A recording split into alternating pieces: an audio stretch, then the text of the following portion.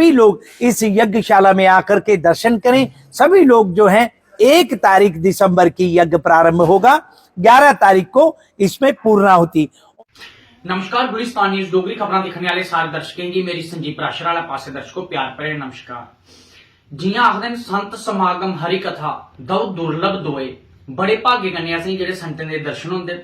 अगर मैं अज दी गल करां ते अज मैं जिला रियासी तहसील पौनी दे विच जेहड़ी पूजनीय संत श्री बालक जोगेश्वर दास महाराज जी हुंदी यज्ञशाला अज अस इत्थे पुज्जियां और महाराज जी हुंदे कन्नै अस गलबात करगे कि उनका जो आगमी कार्यक्रम है। जियां तुसें दिक्खेआ होना, मिगी लगता है कि पूरे विश्व के विच एकमात्र एक ऐसा यज्ञ हुंदा है जिहड़ा शहीदी दी याद विच हुंदा है। ते गल करां मैं ते इह जिहड़ा यज्ञ करवांदे शहीदी दी याद विच इह संत श्री बालक जोगेश्वर दास महाराज जी होर करवांदे ते उंदे इत्थे निर्माण कार्य भी चला करदे न। इत्थे जिहड़ी यज्ञशाला भी बड़ी सोहनी बना करदी है। तो इयां गै तुसें मैं इत्थों दे किश मंजर दसना और पूजनीय आदरणीय परम पूजनीय संत श्री बालक जोगेश्वर दास महाराज जी कन्नै में गलबात भी करने का प्रयास करूं। महाराज जी प्रणाम। प्रणाम, नमस्कार जी। महाराज जी, हम आपको पूछना चाहते हैं सबसे पहले आपकी जो जन्म भूमि है वो कहाँ की है?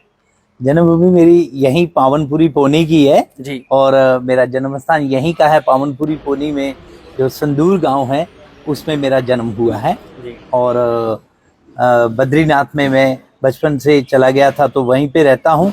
और अभी फिर बीच में हम लोग 10 साल लगातार हो गए यहाँ पे पावनपुरी पौनी में भारत के अमरवीर शहीदों की याद में, उनकी पुण्य याद में हम लोग यहीं पे याद में यज्ञ करते हैं, अति विष्णु महायज्ञ। जी जी। तो महाराज जी, हम एक सवाल आपसे और करेंगे। जिस तरह से देखते हैं कि पूरे विश्व में एक ही आपके द्वारा जो यज्ञ करवाया जाता है वो शहीदों की याद में करवाया जाता है, आपको ऐसी प्रेरणा कहाँ से मिली? प्रेरणा तो देशभक्ति की तो सभी के हृदय में भावना होती है जी। तो मेरे को भी जो भारत के अमरवीर शहीद बलिदानी जो हो गए परिवार जिनके होते हैं तो मैं उनको मिलता हूं जा करके। तो ऐसे ही मैं जो परिवार हैं उनको मिलता हूं तो मिलके उनसे बातचीत करते हैं, शहीदों के जो परिजन होते हैं उनसे फिर बात करके मन भाव विभोर हो जाता है। तो उनकी वजह से ऐसा मन में भाव आया कि अगर हम इनके निमित्त जो भारत के अमरवीर शहीद हो गए हैं, जो जिन्होंने अपने प्राणों का बलिदान दिया, प्राणों की आहुतियां दी, देश का सर्वोच्च बलिदान जिसको कह सकते हैं, सर्वोच्च दान कह सकते हैं, जैसे प्राण दान।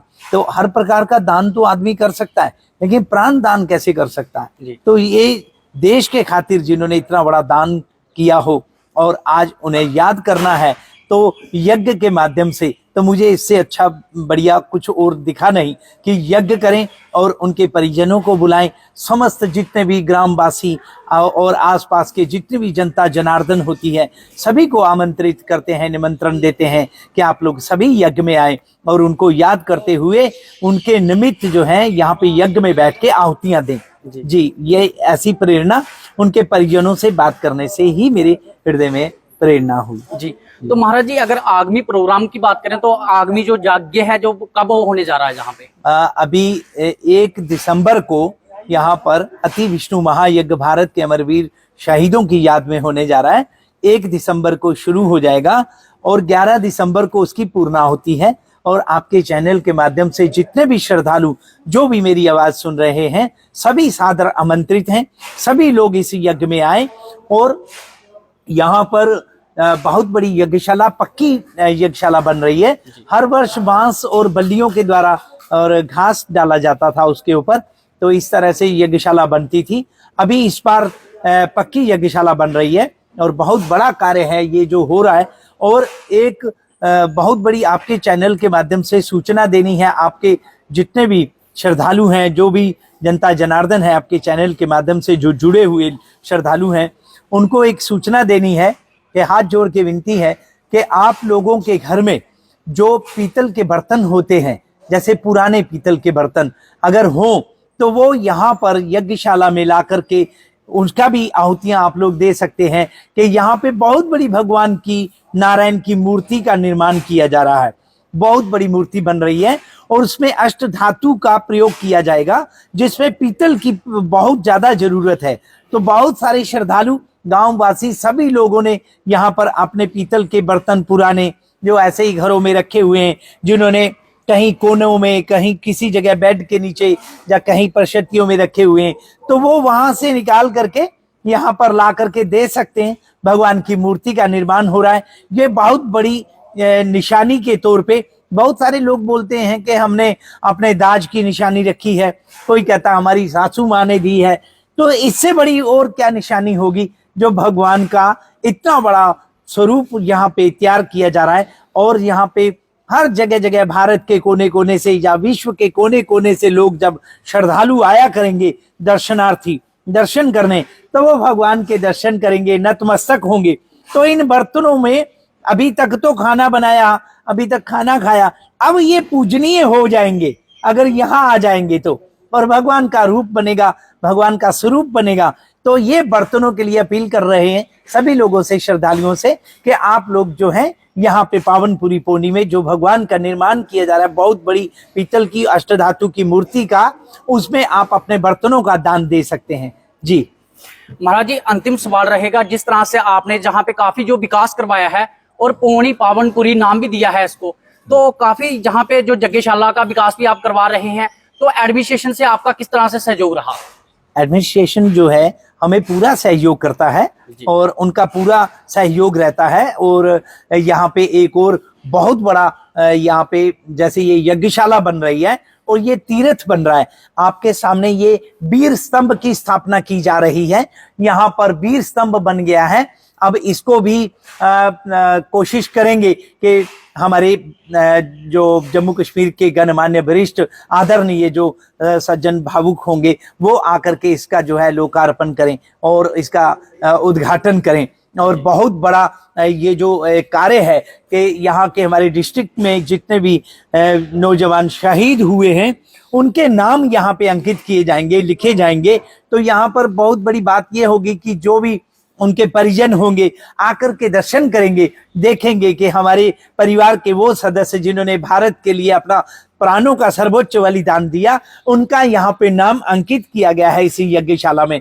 तो भगवान की कृपा से ये भी कार्य संपन्न हो रहा है और बहुत बड़ा यहाँ तीर्थ बन रहा है यज्ञशाला का निर्माण होने की वजह से, वीर स्तंभ की वजह से। और यहाँ पे पूजा पाठ के दिन रात जो है हवन चलेंगे। यहाँ पर जो भी इस यज्ञशाला में कोई भी श्रद्धालु अगर आएगा तो वो अपनी मनोकामना की पूर्ति के लिए हवन कर सकता है। और बहुत बड़ा तीर्थ ये बन रहा है कि यहाँ जो गंगा जी चलती हैं, नदी जो यहाँ से चल रही है हमारे आश्रम के बिल्कुल सन्निकट, बिल्कुल नीचे से, तो उस नदी का नाम दिया है नारायणी गंगा। और उस गंगा जी के तट पे निर्माण किया जा रहा है, प्रशासन की तरफ से पूरा सहयोग मिल रहा है।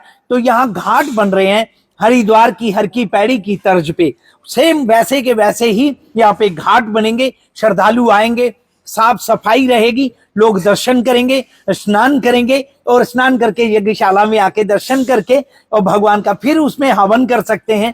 तो ये बहुत बड़ा सहयोग है प्रशासन की तरफ से। ये बहुत बड़ा घाट बन रहा है यहाँ पर, तो प्रशासन का पूरा सहयोग रहता है। और श्रद्धालुओं से यही अपील करते हैं कि आप लोग सभी लोग इस यज्ञशाला में आकर के दर्शन करें। सभी लोग जो हैं 1 तारीख दिसंबर की यज्ञ प्रारंभ होगा, 11 तारीख को इसमें पूर्णाहुति। और आपके चैनल के माध्यम से एक और सूचना दे देते हैं आपके दर्शकों को कि इस यज्ञ में 10 तारीख को कन्या पूजन होना है दिसंबर में, 10 तारीख को। और उसमें अपने ग्राम से जगह जगह से जितने ज्यादा से ज्यादा कुमारी कन्या एकत्रित हो सकें वो सभी श्रद्धालु अपने अपने बच्चों को लेकर के आएंगे, यहाँ उनका पूजन होगा।